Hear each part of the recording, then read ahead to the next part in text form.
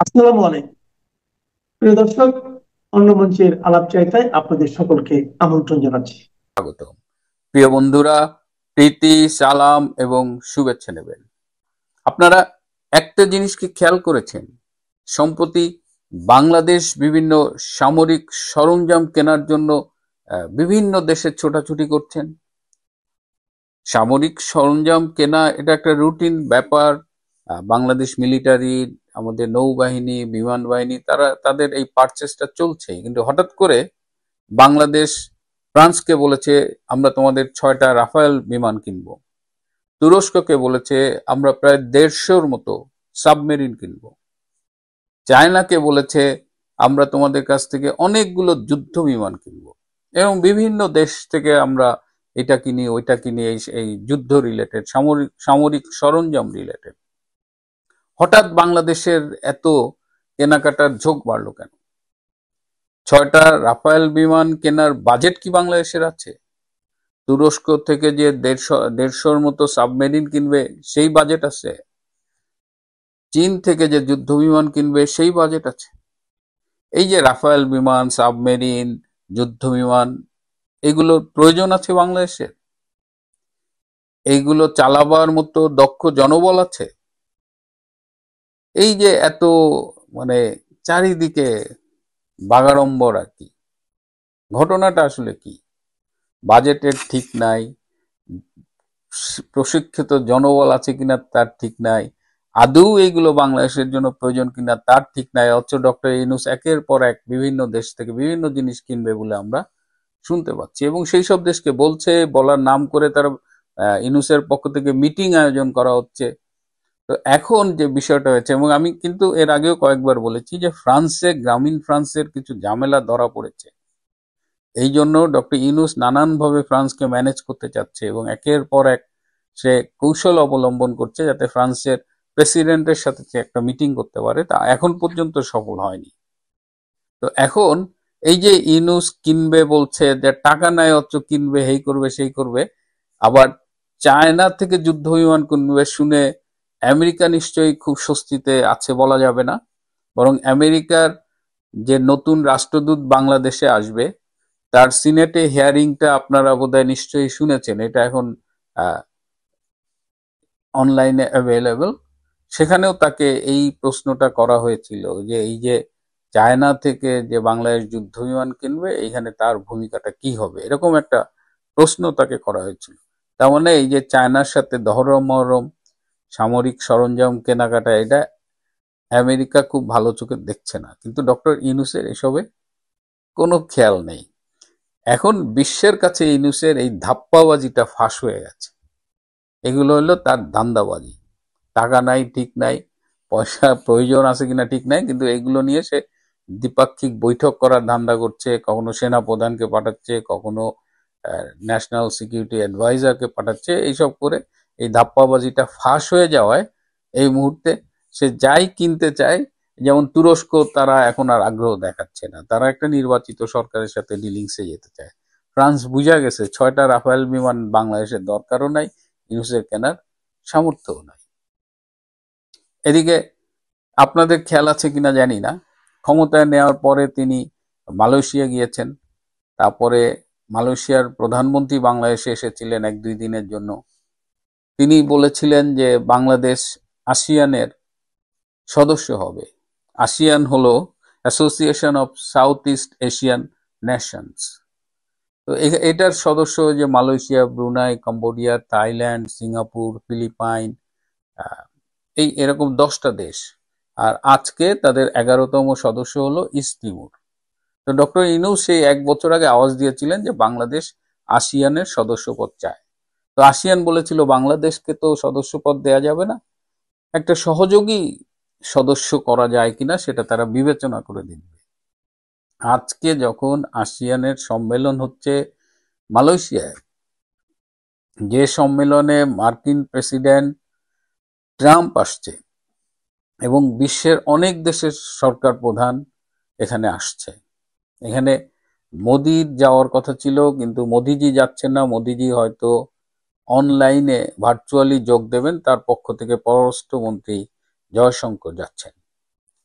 বিভিন্ন দেশ, এর বাইরে ব্রাজিল, জাপান এবং অন্যান্য দেশের সরকার প্রধান আসছে। কিন্তু ডক্টর ইউনূস আমাদের নোবেল লরিয়েট, যার জন্য সারা পৃথিবী বাংলাদেশে এসে হুমড়ি খেয়ে পড়বে বলে আমরা ধারণা করেছিলাম, সেই নোবেল লরিয়েট ইউনূসকে এই আসিয়ান সম্মেলনে দাওয়াত পর্যন্ত দেওয়া হয় নাই। মানে এই লোকটা যে আমাদের মানে ক্রমাগত আমাদের সাথে বাটপারি করছেন, এবং যতই সময় যাচ্ছে এই বাটপারিগুলো ততই ফাঁস হয়ে যাচ্ছে। নইলে আসিয়ান সম্মেলনে এখানে ট্রাম্প আসছেন, এখানে থাইল্যান্ড এবং কম্বোডিয়ার মধ্যে গত জুলাইয়ে যে একটা সংঘাত শুরু হয়েছিল সীমান্ত বরাবর, সেই সংঘাত তিনি নিরসন করতে আসছেন। বলা যায় যে যুদ্ধ বন্ধের চুক্তি সই করবে থাইল্যান্ড এবং Cambodia in the presence of Donald Trump. সেই শান্তি চুক্তি অধিবেশনের সভাপতিত্ব করবেন ডোনাল্ড ট্রাম্প এবং মালয়েশিয়ার প্রধানমন্ত্রী আনোয়ার ইব্রাহিম।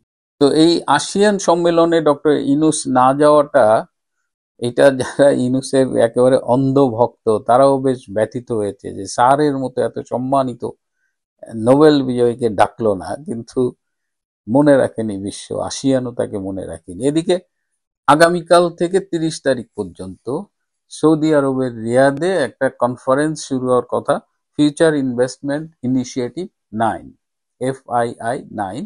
এই কনফারেন্সে এখানেও অনেক দেশের প্রতিনিধিরা আসবেন। তো সেখানে সৌদি রাষ্ট্রদূত বাংলাদেশে যিনি আছেন, তিনি সৌদি যুবরাজের পক্ষ থেকে বাংলাদেশের প্রধান উপদেষ্টাকে দাওয়াত দিয়েছিলেন এই সম্মেলনে যোগ দেওয়ার জন্য। এই সম্মেলনটা খুবই গুরুত্বপূর্ণ একটা সম্মেলন, এখানেও বিশ্বের অনেক দেশের প্রতিনিধিরা আসবে, যেটা বললাম।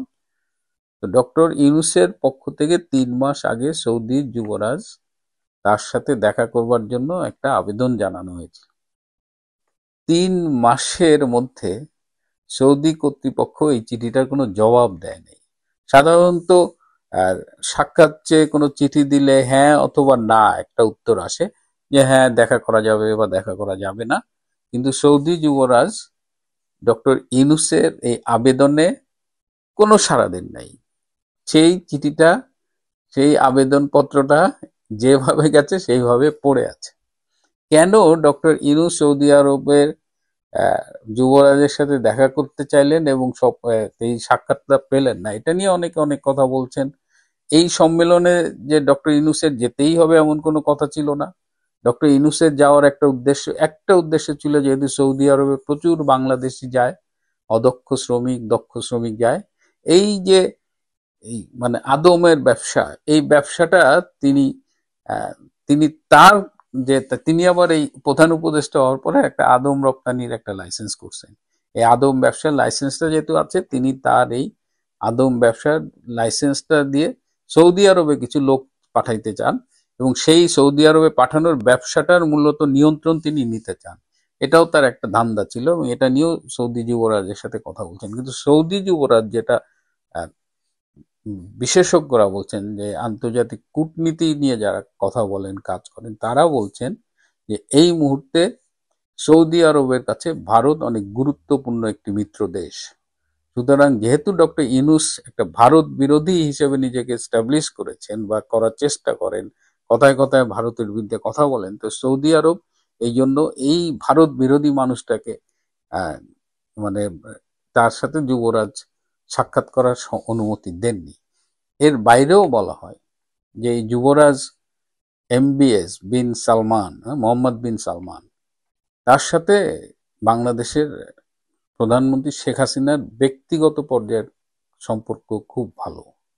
সেটাও একটা কারণ ইউনূসকে এইবারে সাক্ষাৎ না দেওয়া। তো চিঠির জবাব পাননি, 3 মাস হয়ে গেছে, একটা সাক্ষাৎকার চেয়েছেন, সেই সাক্ষাৎকার যে গ্রহণ বা না বলবেন সেটাও সৌদি কর্তৃপক্ষ ফিল করে নাই। So he was neglected like anything. এবং সৌদি আরবের পক্ষে অনেকগুলো কারণ আছে ইউনূসকে অ্যাপ্রিসিয়েট না করার জন্য। সুতরাং ইউনূস এখন বলতেছেন যে নির্বাচন, জুলাই সনদ, এইসব নিয়ে ব্যস্ততার কারণে তিনি সৌদি আরব যাচ্ছেন না, তার পরিবর্তে লুৎফে সিদ্দিকের নেতৃত্বে একটা প্রতিনিধি দল যাচ্ছে। কিন্তু বাস্তবতা হলো যে সৌদি কর্তৃপক্ষের চরম উপেক্ষায় অপমানিত বোধ করে তিনি আর এই সম্মেলনে ওই একটা এই যে কনফারেন্সটা হচ্ছে যে ফিউচার ইনভেস্টমেন্ট ইনিশিয়েটিভ, সেখানে গিয়ে একজন সিম্পল পার্টিসিপেন্ট হিসেবে আর যাননি। এটুকু এটুকু বোধোদয় তার হয়েছে। কিন্তু আমাদের সেই নোবেল লরিয়েট, গ্লোবাল সেলিব্রিটি, বাংলাদেশের সবচেয়ে বড় সেলিব্রিটিটা এখন বাংলাদেশের অন্যতম বড় বাটপার, ধাপ্পাবাজ হিসেবে বিশ্বের কাছে পরিচিতি পাচ্ছে। ব্যাপারটা আমাদের জন্য নিঃসন্দেহে লজ্জার, দুঃখের, বেদনা। বাংলাদেশের রাজনীতিটা এখন এমন এক পর্যায়ে, এমন এক জায়গায় এসে দাঁড়িয়েছে, আপনি যাই বলুন না কেন, এক পক্ষ শুনে বলবে এটা স্রেফ গুজব, আরেক পক্ষ বলবে একদম ঠিক বলেছেন। এখন কোন পক্ষে কত লোক আছে, মানে কোন পক্ষ আসলে শক্তিশালী, এটা বুঝতে হলে নির্বাচনের বিকল্প নেই। কিন্তু সেই জায়গায় আবার এক পক্ষের বেশ অনীহা, তারা যুক্তি টুক্তির ধার ধারে না, বলে নির্বাচন হবে কিন্তু খেলবো আমরাই। সম্ভবত সেই খেলায় একটা ছেদ বা বাধা পড়তে যাচ্ছে আগামী কয়েকদিনে, মানে নির্বাচনের হয়তো প্রয়োজন হবে না, এরকম একটা আবহ তৈরি হতে পারে। অনেক চমৎকার একটি তথ্য আপনাদের সঙ্গে শেয়ার করব আজকে। অনেকের কাছে এই কথাটাও আসলে গুজব মনে হতে পারে, এই যে ছেদ পড়বে যেটি বললাম, হোক, তাতে কিছু যায় আসে না। আমি চলমান ঘটনাগুলোর বিশ্লেষণে যে রেজাল্ট সামনে আসবে তাই আপনাদের সামনে তুলে ধরব। আমার বিশ্লেষণ আপনার ভালো লাগতে পারে, নাও লাগতে পারে। আপনি আপনার মতামত দিতে পারেন, আবার আমার কথা নাও শুনতে পারেন, সব আপনার ইচ্ছা। কিন্তু মনে রাখতে বলবো, রাজনীতিতে শেষ কথা বলে কিছু নেই, আর বাংলাদেশের ক্ষেত্রে এটি তো সর্বাংশ সত্য, এবং এই কথার সর্বশেষ উদাহরণ হলেন মোহাম্মদ ইউনূস। বিবিসির সাম্প্রতিক এক জরিপে দেখা গেল যে বাংলাদেশের আসন্ন জাতীয় সংসদ নির্বাচন নিয়ে জনমতের বিভিন্ন আভাস পাওয়া যায়, একটা সুস্পষ্ট আভাস পাওয়া গেছে। কি সেটা? এতে দেখা যাচ্ছে বিপুল সংখ্যক আসনে জিতে মানে ক্ষমতায় আবারও আসীন হতে যাচ্ছে আওয়ামী লীগ। যে আওয়ামী লীগ নির্বাচনে অংশ নিতে পারবে কিনা সেটি বড় প্রশ্ন, কিন্তু জরিপে এই ফলাফল এসছে। এরকম গত 14 মাসে অনেকগুলো জরিপ হয়েছে, এবং দু একটি বাদে সবগুলোতে আওয়ামী লীগই কিন্তু সরকার গঠনের মতো আসন পেয়েছে, এটি আমরা দেখেছি। আজকে আমি জরিপ নিয়ে আসলে কথা বলতে চাই না, বলবো না। বাংলাদেশের নির্বাচনমুখী রাজনীতির ভবিষ্যৎটা আপনি কি দেখেন এই মুহূর্তে যদি আপনাকে প্রশ্ন করি? দেশের সক্রিয় রাজনৈতিক দলগুলোর নেতা কর্মীদের বক্তৃতা যদি শোনেন, বয়ান যদি শোনেন, তাহলে বুঝতে পারবেন আওয়ামী লীগ আগামী 50 বছরেও এদেশে রাজনীতি করতে পারবে না। 50 অঙ্কটি কেন বললাম? সত্যি সত্যিই আমাকে একাধিক ব্যক্তি, আমার প্রিয় কাছের মানুষ, একাধিক জন বলেছেন, ভাই আপনি লিখে রাখেন, আগামী 50 বছর আওয়ামী লীগের কোনো খাওয়া নাই। শব্দটা বললাম, এই খাওয়া শব্দটাই তারা ব্যবহার করেছে, কারণ এখন তারাই খাওয়ায় ব্যস্ত। যাই হোক, এতে আমার কোনো মনোবেদনা নেই, কারণ আমি আওয়ামী লীগ করি না, আমি কোনো দলই করি না, সেটা ভিন্ন আলাপ। তবে রাজনীতির অতি ক্ষুদ্র একজন বিশ্লেষক হিসেবে আমি আমার মত প্রকাশ করতেই পারি, তাই না? কি করিলে কি হইবে, কোন কাজের কি রিঅ্যাকশন হইবে, এটা তো আমি আমার মতো করে বলতে পারি। আপনি শুনবেন, ভালো লাগলে বাহবা দেবেন, না লাগলে সমালোচনা করবেন, কোনো সমস্যা নেই। নিয়মতান্ত্রিকভাবে গঠনমূলক সমালোচনা করুন, আমি মাথা পেতে নেব। তবে আমার সব বিশ্লেষণ যে ঠিক হবেই এমন দাবি কিন্তু আমি করি না। বিভিন্ন কথা, বিভিন্ন ঘটনা এবং প্রেক্ষাপট বিশ্লেষণ করে আমি আমার মন যা বলে, সিক্স সেন্স যা বলে, ষষ্ঠ ইন্দ্রিয় যা বলে, তার ভিত্তিতে আমি মন্তব্য করি, আমি কথা বলি। ইউনূস সাহেবের মতো এটা কখনো কখনো লেগে যায়, লেগে গেলে ভালো, না লাগলে কি আর করা। তবে আপনাদের বলে রাখি, এ পর্যন্ত যা যা বলেছি আলহামদুলিল্লাহ তার প্রায় প্রতিটি ফলেছে। সে আরেক প্রসঙ্গ। তবে এবার শুনলাম শেখ হাসিনাকে নাকি পুনরায় প্রধানমন্ত্রীর চেয়ারে দেখতে চান স্বয়ং মার্কিন প্রেসিডেন্ট ডোনাল্ড ট্রাম্প। এটি আমার শোনা কথা, শুনে আমি অবাক হয়েছি। গতকাল রাতে আমার অতি প্রিয় এক ভাই যুক্তি, তর্ক, ব্যাখ্যা, বিশ্লেষণ দিয়ে আমাকে বুঝিয়েছেন। আমি তার কথায় কনভিন্স হয়েছি। কি সেটা? যে ট্রাম্পও নাকি চান এখন হাসিনা আবার ক্ষমতায় ফিরুন, বাংলাদেশের ক্ষমতায় ফিরুন। এর মানে কি? মানে হলো হাসিনা প্রধানমন্ত্রী ছিলেন, প্রধানমন্ত্রী হিসেবে ফিরতে পারেন, এটা কি? হয়তো এরকমই। এতদিন শুনেছি ভারত সরকার, বিশেষ করে নরেন্দ্র মোদী এবং তার কোর ক্যাবিনেট শেখ হাসিনাকে আবারও বাংলাদেশের ক্ষমতায় দেখতে চান। কিন্তু ভারত যুক্তরাষ্ট্রের সাম্প্রতিক যে টানাপোড়েন আমরা দেখেছি, শুল্ক, পাল্টা শুল্ক, নানান কিছুতে, ইন্দো প্যাসিফিক ইস্যুতে, পাকিস্তানের সঙ্গে বা চীনের সঙ্গে, এসব নিয়ে আমার কাছে যেটা মনে হচ্ছিল যে এই ভারত এবং যুক্তরাষ্ট্রের যে রেসিপি, এটি আসলে ঠিকভাবে কুক হচ্ছিল না। তাহলে এখন এমন কি হলো যে হঠাৎ করে এইরকম একটি মন্তব্য, এরকম একটি বিষয় আমাদের সামনে এলো, যেটাকে কেউ গুজব বলবেন, কেউ বলবেন হ্যাঁ হতে পারে, সেই তর্কে যাচ্ছি না। সূত্র জানালো, প্রথমত মার্কিন ডিপ স্টেট এখন আর ঘুমটা খুলে খেলতে চাইছে না। মানে বাংলাদেশে মার্কিন ডিপ স্টেট যা করার করে ফেলেছে, তাদের যে টার্গেট ছিল সেদিকে তারা খুব বেশি দূর এগোতে পারছে না, এখন আর তারা এগোতে চাচ্ছে না, এরকমই তথ্য। কারণ কি? কারণ হচ্ছে যে আশা নিয়ে তারা ইউনুসকে চেয়ারে বসিয়েছিল, টুকটাক বেচা বিক্রি ছাড়া, গম বেচা এটা সেটা ছাড়া, আসলে আমেরিকার খুব একটা বড় কোনো আশা এখন পর্যন্ত পূরণ হয়নি। পূরণ হওয়ার পথে আছে কিছুটা, মানে ইউনুস পূরণ করতে পারেননি।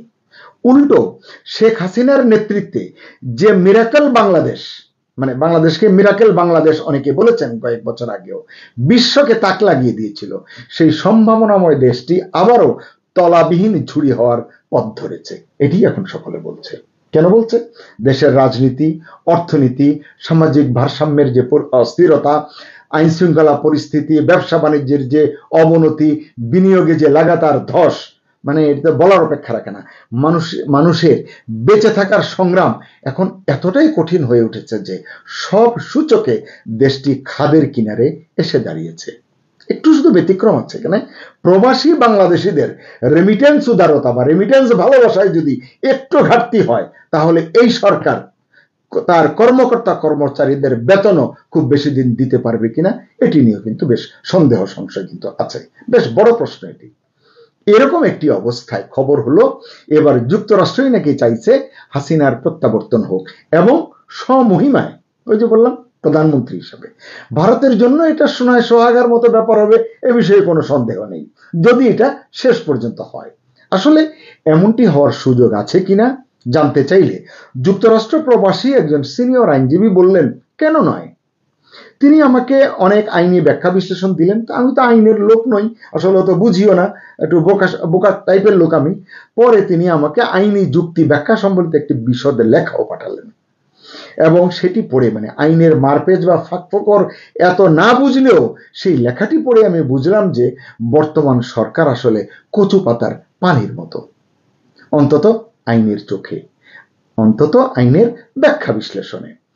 এই আইনি যুক্তি নিয়ে অন্য একটি ভিডিওতে কথা বলবো ইনশাল্লাহ, চেষ্টা করব কথা বলতে। আজকের সাবজেক্টে ফিরি। শেখ হাসিনা যে ফিরবেন তা বুঝবো কি করে, মানে এটি আসলে আমরা বুঝতে পারবো কি করে? আইন যদি সমর্থন করে তাহলে প্রেক্ষাপট এবং লক্ষণগুলো নিয়ে আমি দু একটি কথা বলতে পারি। সম্প্রতি যে 6টি মানবাধিকার সংগঠন স্পষ্ট করে ইউনুসকে খোলা চিঠিতে যা বলেছে, তার মধ্যে অন্যতমগুলো তো আপনারা জানেন, যে আগামী জাতীয় সংসদ নির্বাচন সুষ্ঠু, অবাধ এবং নিরপেক্ষ করতে হবে। আজকে পর্যন্ত এটির কোনো লক্ষণ আমি দেখি না। এতে সব রাজনৈতিক দলের অংশগ্রহণ নিশ্চিত করতে হবে, এটি তারা বলছে। ইউনুস সরকার সেটি মনে করে না। তারা আওয়ামী লীগকে বাদ রাখবে, জাতীয় পার্টিকে বাদ রাখবে, হয়তো চাইলে অন্য কাউকেও বাদ রাখবে, তারা তাদের মতো করেই খেলবে, এমনটি তারা চাচ্ছে। অর্থাৎ অন্তর্ভুক্তিমূলক নির্বাচন আয়োজন করতে হবে, এই কথাটি যে ওই 6টি সংগঠন বলছে, এবং আওয়ামী লীগের কার্যক্রমে যে নিষেধাজ্ঞা দিয়েছে এই সরকার, সেটিও প্রত্যাহার করতে হবে, এটি বলেছে। কিন্তু সরকার এসব বিষয়ে কোনো মন্তব্য করছে না, এখনো চুপ করে আছে। তবে আমার মনে হয় বেশি দিন সরকার চুপ করে থাকতে পারবে বলে মনে হচ্ছে না। তখন অবশ্যই প্রেক্ষাপট বদলাতে সময় লাগবে না। কিছুদিন আগে প্রফেসর ইউনুস তো বলেছেন এক সাংবাদিকের সঙ্গে, মানে নানান ভাবে বলতে গিয়ে তিনি একেবারে প্যাচ লাগিয়ে দিয়েছিলেন। একবার বলছেন যে নিষিদ্ধ হয়েছে, আবার বলেন নিষিদ্ধ হয়নি, একবার বলছেন নির্বাচন করতে মানে তাদের প্রত্যাহার যে কোনো সময় হতে পারে, আবার বলছেন তারা নির্বাচন করতে পারবে, নানাবিধ পেঁচাল। ওই আলোচনায় না যাই। গণতান্ত্রিক বিশ্বের আহ্বান উপেক্ষা করা সহজ হবে না। ওই যদিও এরপরে 6টি সংগঠনের উপরে গণতান্ত্রিক বিশ্ব মোড়লরাও বলে, তখন কিন্তু ইউনুস সরকারের পক্ষে সেটি উপেক্ষা করা সহজ হবে না। শুনলাম সেই লক্ষ্যেই নাকি বিভিন্ন জায়গায় বিভিন্ন রকমের কাজ হচ্ছে। যাক সেটা। আবার দেশের ভিতরে দেখি দ্রব্যমূল্য অস্বাভাবিক হারে বেড়ে যাওয়ায় মানুষের জীবন যাপন কষ্টকর হয়ে পড়েছে, এটাই আমরা সকলেই জানি। দারিদ্র্যের হার বাড়ছে লাফিয়ে লাফিয়ে, চুরি, ছিনতাই, চাঁদাবাজি, জবরদখল, ডাকাতি, ধর্ষণ, এগুলো তো রীতিমতো মহামারীর পর্যায়ে পৌঁছেছে। নারীরা পদে পদে লাঞ্ছনার শিকার হচ্ছেন, প্রবীণরা সামাজিক নিরাপত্তা বেষ্টনীর অভাবে দুঃখে দুঃখে জীবনযাপন করছেন। এরকম অনেক কথা বলতে পারবো, ভিডিও বড় করে কোনো লাভ নেই। এখন মানুষ সুযোগ পেলেই ক্ষোভ প্রকাশ করছেন। সোশ্যাল মিডিয়ায় দেখুন, নারী, পুরুষ, যুবক, প্রবীণরা বলছেন আগেই ভালো ছিলাম, এখন যে দুর্গতিতে পড়েছি এ থেকে বাঁচতে শেখ হাসিনার বিকল্প নেই। অনেকেই শেখ হাসিনাকে চায়। এরকমও কিছু তথ্যপত্র আমি সংগ্রহ করেছি, আমি একটি ভিডিও করব বলে আশা করছি। নারীরা বেশি সোচ্চার, তারা উগ্র মৌলবাদের এক প্রকার হুমকির মুখে আছেন বলে মনে করেন অনেক বিশ্লেষক। বাংলাদেশে নারীর সংখ্যা পুরুষের সমান বা কিছুটা বেশি, অর্থাৎ ভোটারদেরও বড় অংশ মহিলা। তো এই লাঞ্ছিত, বঞ্চিত, অবহেলিত নারীরা সুযোগ পেলেই আওয়ামী লীগকে আবার বাছাই করবে বা করতে চায়, এটা তো রকেট সায়েন্স না, সবাই তো নিজের ভালোটা খোঁজে। এরপর রয়েছে মৌলবাদী শক্তির উত্থান, এই ইস্যুটি, এটি পশ্চিমাদেরও হতাশ করেছে। সবাই এখন বলছে ইউনূসের আমলে মৌলবাদী শক্তির উত্থান অস্বাভাবিক হারে বেড়েছে। গত 14-15 মাসে সংখ্যালঘুদের উপর যে সমস্ত নির্যাতন হয়েছে, যেসব নিপীড়ন হয়েছে, মন্দির ধ্বংস হয়েছে, মাজার ধ্বংস হয়েছে, এরকম হিংস্র রাজনীতি বাংলাদেশ সম্পর্কে বিশ্ববাসীকে ভীত সন্ত্রস্ত করে তুলেছে, ইউনূসের ইমেজকে প্রশ্নবিদ্ধ করছে। বাংলাদেশেরও অনেক মানুষ মনে করেন আওয়ামী লীগ আবার ক্ষমতায় এলে এই মৌলবাদী শক্তির উত্থান নিয়ন্ত্রণে আসবে। বাংলাদেশের সামাজিক সাংস্কৃতিক বিন্যাসটাও গত 14-15 মাসে কেন যেন এক প্রকার কোণঠাসা হয়ে পড়েছে। এই গোষ্ঠীও চায় আসলে ক্ষমতার একটা পালাবদল, এবং তাদের এই পালাবদলে প্রথম পছন্দ আওয়ামী লীগ, বুঝতে অসুবিধা হয় না, এবং এটি কিছুতেই বিএনপি নয়।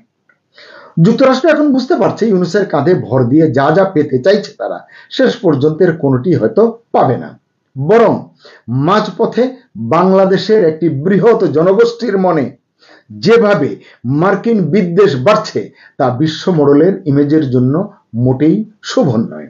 তাই তারাও চায় বাংলাদেশ তার আসল ট্র্যাকে ফিরুক। হতে পারে মৌলবাদ নিয়ন্ত্রিত হোক, এটি তারা চাইতে পারে, যেটা শেখ হাসিনা ছাড়া আর কারোর পক্ষে সক্ষমভাবে নিয়ন্ত্রণ করা সম্ভব নয়। এটি দেশের মানুষ, বিদেশের মানুষ সকলেই বিশ্বাস করে। এছাড়া আঞ্চলিক যে ভূ রাজনীতির কথা আমরা বলি, সেই ভূ রাজনীতিতে শেখ হাসিনা যেভাবে ভারসাম্যের রাজনীতি করেছেন, চীন, ভারত, রাশিয়া, যুক্তরাষ্ট্র, এগুলোর প্রেক্ষাপটে ভারসাম্যের রাজনীতি এবং অর্থ পরিচালনার ক্ষেত্রে তিনি যে মুনশিয়ানা দেখিয়েছেন তা এখন অনেকেই প্রশংসা করছেন। মার্কিন যুক্তরাষ্ট্র ভালোভাবেই বুঝতে পারছে তারা যদি এখনই হাসিনার পক্ষের স্রোতে না মিশে যায়, আজ হোক কাল হোক, এই মার্কিন বিরোধী অবস্থানের কারণে, বাংলাদেশের যে মার্কিন বিরোধী মনোভাব তৈরি হবে, এর কারণে একসময় বাংলাদেশে ঠিকই আওয়ামী লীগের প্রত্যাবর্তন সহজ হবে, হয়তো বিলম্বিত হবে, তখন আমেরিকার আমছাড়া দুটোই যাবে। শেখ হাসিনা যেইভাবে আমেরিকার বিরুদ্ধে কথা বলেছেন, এটি সমীচীন কিনা সেটি অন্য প্রশ্ন, কিন্তু তিনি বলতে পারেন, এটি কিন্তু সকলের মাথায় মগজে থাকা দরকার। তার চেয়ে আমেরিকা এখন বলতে পারবে, স্রোতে মিশে গিয়ে বলতে পারবে কি তারা গণতন্ত্রের পক্ষে এবং মৌলবাদী শক্তির বিরুদ্ধে, এতে তাদের ইজ্জতটা হয়তো রক্ষা পায়। শেষ করি, বাংলাদেশে যে এখন গণতন্ত্র নেই, মৌলবাদী শক্তি যে মাথাচাড়া দিয়েছে, এটা নতুন করে বলবার আসলে দরকার নেই। তাই এই পুরো ভিডিওটিকে, আমার কথাগুলোকে যদি গুজবও মনে হয় আপনাদের, আমি কেন জানি মনে করি এই বিশ্লেষণটাই হয়তো অচিরেই সত্য হতে চলেছে। প্রকারভেদটা হয়তো বদলাতে পারে, ধরনটা হয়তো বদলাতে পারে, সময়ের হেরফের হতে পারে, কিন্তু বদলাবে জরুর। উপদেষ্টা পরিষদের কিছু কিছু সদস্যের নিরপেক্ষতা নিয়ে প্রশ্ন উঠেছে, এবং এক এক দল তাদের তালিকা, এক এক দল হতে আমরা 3টা দলের কথা বলবো, কারণ এই মুহূর্তে আমাদের রাজনৈতিক আলোচনার কেন্দ্রে আছে এই 3টা দল। তারা তাদের একটা তালিকা প্রধান উপদেষ্টার কাছে ধরিয়ে দিয়েছেন বলে শোনা যায়, কারণ দলগুলো বিতর্কিত উপদেষ্টার কথা বলেছেন, এটা আমরা জানতে পারি, কারণ তারা দেখা হওয়ার পর বেরিয়ে সেটা বলেছেন। কিন্তু খুব অবিশ্বাস্যভাবে আমরা একজন উপদেষ্টা জনাব ফাউজুল কবির খান, তার একটা স্টেটাসে তিনি একেবারে রীতিমতো কে কাকে বিতর্কিত মনে করে তালিকা দিয়েছেন, এই ধরনের একটা স্টেটাস দিয়েছেন, এবং তার কিছু বক্তব্য আছে। এখন তিনি এই বক্তব্যটা বা তার স্টেটাসটা আপাত দৃষ্টিতে খুব অবিশ্বাস্য মনে হয়, তার মতো একজন মানুষ এরকম একটা স্টেটাস দিয়েছেন। কিন্তু কেন দিয়েছেন, বা আসলে এই নিরপেক্ষতা নিয়ে, উপদেষ্টাদের নিরপেক্ষতা নিয়ে সামনে কি বড় কোনো সংকট তৈরি হতে যাচ্ছে কিনা, সেটা নিয়ে কথা বলতে চাই। আমরা একটু ব্যাকগ্রাউন্ডটা আলোচনা করি। কিছুদিন আগে হঠাৎ জানা গেল বিএনপি সন্ধ্যায় প্রধান উপদেষ্টার সাথে দেখা করবেন। তারা গেলেন এবং বেরিয়ে এসে তারা জানিয়েছেন যে বিতর্কিত উপদেষ্টাদের ব্যাপারে তারা বক্তব্য জানিয়েছেন এবং তাদেরকে সম্ভবত সরিয়ে ফেলার আহ্বান জানান তারা। যেটা হয়, বিএনপি কোনো প্রয়োজনে গেলেই এখন জামায়াত এবং এনসিপিকেও সাক্ষাৎ দিতে হয়। প্রধান উপদেষ্টা তারপর তাদেরকে সাক্ষাৎ দিলেন, জামায়াতও তাদের একটা তালিকার কথা বলেছেন এবং এনসিপিও বলেছে। আমরা বিএনপি এবং এনসিপির পাল্টাপাল্টি তালিকা আগে একবার শুনেছিলাম, মেয়র ইশরাক মেয়র হয়েছেন এই সিদ্ধান্ত ঘোষণার পর, তখন হয়েছিল। যাই হোক, সেই সিদ্ধান্ত এখন ভিন্নভাবে দেখা যাচ্ছে। যেন ফাউজুলের স্টেটাসটা আমি পড়ছি একটু পরে, এবং তার ওই বক্তব্যের সাথে আমার স্পষ্ট কিছু দ্বিমত আছে, সেগুলোও বলতে চাই। খুবই অবিশ্বাস্যভাবে তিনি শেয়ার করে দিয়েছেন, সেটা হলো কিছু ইমেজ তিনি শেয়ার করেছেন। এখন এখানে যেখান থেকে নিয়েছেন এটা আমি আদৌ জানি না এটা কতটুকু রিলায়েবল, কারণ হচ্ছে আমি খুব মেইন স্ট্রিম কোনো মেজর মিডিয়ায় বা পত্রিকায় এটা আসলে দেখিনি। আমি একটু দেখি, খুব ইন্টারেস্টিং একটা ব্যাপার হচ্ছে বিএনপি তালিকাটা আছে এবং জামায়াত এবং এনসিপির তালিকার মধ্যে অবিশ্বাস্য মিল আছে। আমি বিএনপির তালিকার যেন ফাউজুল যেটা শেয়ার করেছেন, সেখানে বিএনপি বিরাগ ভাজন হয়েছেন কারার মধ্যে 3 জন। তিনি নিজে আছেন, যেন ফাউজুল কবির খান, শেখ আব্দুর রশিদ মন্ত্রী পরিষদ সচিব, খোদাবক্স চৌধুরী প্রধান উপদেষ্টার বিশেষ সহকারী। খোদাবক্স চৌধুরী হচ্ছেন স্বরাষ্ট্র মন্ত্রণালয়ের বিশেষ সহকারী। জামায়াত যাদের ব্যাপারে সতর্ক করেছে, এখানে সতর্ক শব্দটা আছে, সেটা হলো সালেহউদ্দিন আহমেদ, ওয়াহিদুদ্দিন মাহমুদ, আসিফ নজরুল। এনসিপি কাদেরকে নিয়ে শঙ্কিত, মজার ব্যাপার এই 3 জন তো আছে, জামাতের 3 জন কমন, সাথে আদিলুর রহমান খান এবং জনাব আসাদুজ্জামান। তাহলে অবিশ্বাস্যভাবে এনসিপি এবং জামাতের তালিকা মিলে গেল। এবং একটা প্রশ্ন একটু এভাবে করি, মানে বিএনপি যে 3 জনকে বলেছেন, বিএনপি ধারণা করে, আমি ধারণা করে বলছি, যে তারা যদি নিরপেক্ষ না হয়ে থাকেন, তারও আগে বলি এই তালিকা সঠিক কিনা আমি নিশ্চিত নই, ধরে নিলাম, আমরা সঠিক ধরে নিয়ে আলোচনা করি। যদি সেটা সঠিক হয়ে থাকে, জনাব ফাজুল কবির খান যেহেতু শেয়ার করেছেন, তিনি এই সরকারের অংশ, এটা যৌক্তিকভাবে মনে করার কারণ আছে, তিনি আসলে জানেন যে কাদের কাদের ব্যাপারে কোন কোন দল কোন কোন কথা বলেছেন, তাই তিনি এটা দেয়াটাকে আমরা মোটামুটি বিশ্বাসও করতে পারি। এখন বিএনপি তার মানে এই 3 জনকে মনে করছেন, বিএনপি মূলত যারা জামায়াতের সাথে অ্যালাইন্ড এরকম কাউকে টার্গেট করবেন। যদি এই 3 জনকে বিএনপি তা মনে করে থাকে, আমি আবার বলছি আমি নিশ্চিত নই, কিন্তু যদি মনে করে থাকেন, এদের কারো ব্যাপারে এনসিপির কোনো সমস্যা নেই, মানে জামায়াতের সাথে যদি অ্যালাইন্ড হয়। জামাত যে 3 জন বলেছেন, এর মধ্যে 2 জনকে আমরা খুব ভালো মতো জানি। এই 2 জন সরাসরি জনাব মির্জা ফখরুল ইসলাম আলমগীরের বন্ধু, মানে ওনারা অর্থনীতি বিভাগে একই ব্যাচে সম্ভবত পড়াশোনা করেছেন। সুতরাং এটাকে খুব সহজেই ব্র্যান্ডিং করে দেওয়া যায়, খুব সহজেই ব্র্যান্ডিং করে দেওয়া যায়। এই 2 জন সাথে ডক্টর আসিফ নজরুলকে যুক্ত করা হয়েছে। মজার ব্যাপারে 3 জন আবার এনসিপির ক্ষেত্রেও আছে, তার মানে এনসিপিও বিএনপির পন্থী, যদি আমরা এভাবে বলি, যে উপদেষ্টা আছেন তাদেরকেই তারও শত্রু মনে করছেন।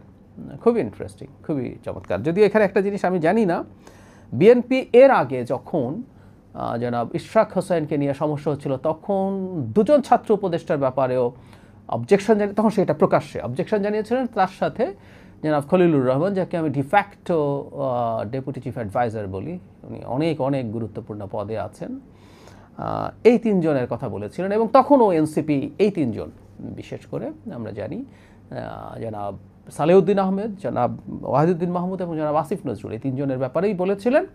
এখন দেখি সাথে আরও 2টো নাম যুক্ত হয়েছে। এই হচ্ছে মোটা দাগে তাদের ব্যাপার। এখন যারা ফাউজুল কবির খান যে স্টেটাস দিয়েছেন, উনি একটা পথ বাতলে দিয়েছেন। এই পথটা সঠিক কিনা, এই পথ দিয়ে আসলে কি সব কিছু ঠিক করা যাবে কিনা, আমি সন্দিহান। আমি একটু স্টেটাসটা পড়ি। প্রধান উপদেষ্টার সাথে 3 রাজনৈতিক দলের বৈঠকে উপদেষ্টাদের নিরপেক্ষতা সম্পর্কে প্রশ্ন উঠেছে। একটি দলের তালিকায় আমার নামও আছে, মানে উনি খুব কনফিডেন্টলি বলছেন, উনি কখনো বলছেন না যে শোনা যাচ্ছে, জানা যাচ্ছে। উনি সরকারে আছেন, সম্ভবত তিনি জানেন। আত্মপক্ষ সমর্থনে শুধু এইটুকুই বলি যে আমি পক্ষপাত দুষ্ট চিন্তা করতে ও সিদ্ধান্ত গ্রহণে অভ্যস্ত নই। সবসময় কোনোরূপ অনুরাগ বিরাগের বশবর্তী না হয়ে সরকারের সিদ্ধান্ত নিয়েছি। তবু প্রশ্ন যেহেতু উঠেছে, এর নিষ্পত্তি করতে হবে। অন্তর্বর্তীকালীন সরকারের প্রধান উপদেষ্টাবৃন্দ, বিশেষ সহকারী বৃন্দ, চুক্তিভিত্তিক নিয়োজিত সকল কর্মকর্তাদের কেউই পরবর্তীতে নির্বাচিত সরকারের কোনো লাভজনক পদে কেউই অংশগ্রহণ করতে পারবে না। এই মর্মে একটা অধ্যাদেশ জারি করলে এই সমস্যার সুরাহা হতে পারে বলে আমি মনে করি। তবে শর্ত থাকে যে নির্বাচনের তফসিল ঘোষণার আগে যারা অন্তর্বর্তী সরকার থেকে পদত্যাগ করবেন তাদের ক্ষেত্রে উপরোক্ত বিধান প্রযোজ্য হবে না। মানে অ্যাপারেন্টলি কথাটা এইরকম, কেউ কেউ সরকারে বসে ওই সরকারের পারপাস সার্ভ করবে, সেই দল যদি মানে ওই সরকার না, ওই দলের পারপাস সার্ভ করবে, ওই দল যদি সরকার গঠন করে তাহলে তার সরকারের কোনো পদে যেতে চান তারা। মানে ইনসেন্টিভ কি শুধু সেরকমই? মানে উনি যেটা বললেন এটা যদি কার্যকর করা হয় এটা কি অ্যালাইনমেন্ট নষ্ট করে দিতে পারবে বা পাল্টে দিতে পারবে? মানে আমি কোনো পদে যাওয়ার জন্যই কোনো দলকে কারচুপি করে, কোনো দলের প্রতি ফেভার করে, অন্যায়ভাবে কিছু করে তাকে নির্বাচনে জেতাতে চেষ্টা করব না। এটার সাথে শুধু ফিনান্সিয়াল বেনিফিট বা পদে যাওয়া জড়িত। আচ্ছা ঠিক আছে, আমি পদে যাব না, ফিনান্সিয়াল বেনিফিট তো পেতে পারি, আমি টাকা নেব, বিরাট টাকা নেব, আমার পদে যাওয়ার দরকার নেই। পদের লোভ সবার থাকে না, অনেকে পদে গিয়ে টাকা কামাতে চান, তা আমি টাকা নেব, বিরাট ডিল হবে দেশের বাইরে অন্য কোথাও, সেটার ভিত্তিতে হবে। এরপর আমার পদ থাকলো কি না থাকলো আই ডোন্ট কেয়ার। নাম্বার 2, ধরলাম কেউ পদেও যাবেন না, টাকাও নেবেন না, তারপরও কি তিনি কোনো দলের হয়ে কাজ করতে পারেন না? পারেন, আমি মনে করি পারেন। খুব সম্ভব, এটা একেবারেই অসম্ভবের ব্যাপার নয়। কারো কারো কোনো ইডিওলজিক্যাল প্রশ্নে তারা তাদের বৃহত্তর লড়াইয়ের কৌশল বা অংশ হিসেবে এই অন্যায় কেউ করার চিন্তা করতে পারেন। আমি বলছি না যে অভিযোগ করা হয়েছে, যাদের বিরুদ্ধে অভিযোগ করা হয়েছে তারা এরকম, কিন্তু এটা আসলে সমাধান না। কিন্তু আমি খুব অবাক হচ্ছি যে তিনি এটা কীভাবে প্রকাশ্যে কেন আনলেন। অনেকে স্পেকুলেট করে নানান কথা লিখতে পারে, কিন্তু একজন উপদেষ্টা এটা সামনে আনছেন, এটার মধ্যে কোনো না কোনো উদ্দেশ্য তো আছেই। তিনি চান যে এই তালিকাটা জনগণের সামনে যাক এবং কিছু ক্ষেত্রে এটা প্রকাশিত হোক, কথাবার্তা হোক, আলাপ আলোচনা হোক। বিশেষ করে তিনি জনাব ফজলুলের কথা বলছি, তিনি এখন পর্যন্ত তার অধীনে যে মন্ত্রণালয়গুলো আছে সেগুলো মোটা দাগে তিনি ভালোই চালিয়েছেন, ওনার একটা সুনামও আছে। এখন তাকে বিএনপি তালিকায় রাখছে, এটাকে বিএনপির বিরুদ্ধে কোনো না কোনো রকমে একটা প্রোপাগ্যান্ডা বা বিএনপির বিরুদ্ধে একটা নেগেটিভ পারসেপশন তৈরির চেষ্টা। আমি আবারও বলছি, আমি নিশ্চিত নই বিএনপি এদের কথা বলেছেন কি না, যদি ধরেও নেই, এটা অবশ্য শোনা যায়, আমি এটাও নিশ্চিত নই যে তিনি ছাত্র অবস্থায় ছাত্র শিবিরের আগের যে সংগঠন ছাত্র সংঘ বা কিছু একটা, আই ফরগট, তার ছাত্র শিবির তো হয়েছে বাংলাদেশ হবার পর, পাকিস্তান আমলে যেটা ছিল, তিনি সেটার সদস্য ছিলেন। তিনি চিটাগংয়ে যখন পড়াশোনা করতেন, শুনি, আমি নিশ্চিত নই। কিন্তু আবারও বলছি, তিনি যেহেতু দক্ষ একজন উপদেষ্টা হিসেবে তার পরিচিতি আছে, বিএনপি তার বিরুদ্ধে দাঁড়াচ্ছে, তিনি কি এই ব্যাপারটাই সামনে নিয়ে আসতে চাইলেন? এরকম প্রশ্নগুলো আসলে আসতেই পারে, উঠতেই পারে। আর আমি একটা জিনিস মনে করি, তিনি যে পথ পাতলে দিয়েছেন এই পথটা খুব সঠিক পথ হবে বলে মনে হয় না। তার চাইতে র্যাদার সরকার মানে প্রধান উপদেষ্টারই আসলে তলিয়ে দেখতে হবে।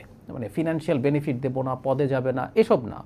কেউ কোনোভাবে, এটা সত্যিকার অর্থেই, এটা যে কেউ যে কোনো দলের জন্য যদি অন্যায়ভাবে কিছু করে, প্রধান উপদেষ্টার কাছে প্রচুর গোয়েন্দা রিপোর্ট পাওয়ার সুযোগ আছে এবং তার কাছে তথ্য আমাদের যে কারো চাইতে বেশি আছে, তার উচিত হবে, ইভেন কেউ বিএনপির দিকে যদি অ্যালাইন থাকে এবং তার হয়ে অন্যায় কোনো কিছু করার চেষ্টা করে, অন্য জামায়াত বা এনসিপি তো আছেই, যে কেউ যে কারো বিরুদ্ধে যদি ধরনের কোনো পদক্ষেপ নেওয়ার চেষ্টা করে তার বিরুদ্ধে অ্যাকশন নেওয়া দরকার এবং সতর্ক করা প্রাথমিকভাবে, অথবা পরিবর্তন করে ফেলা।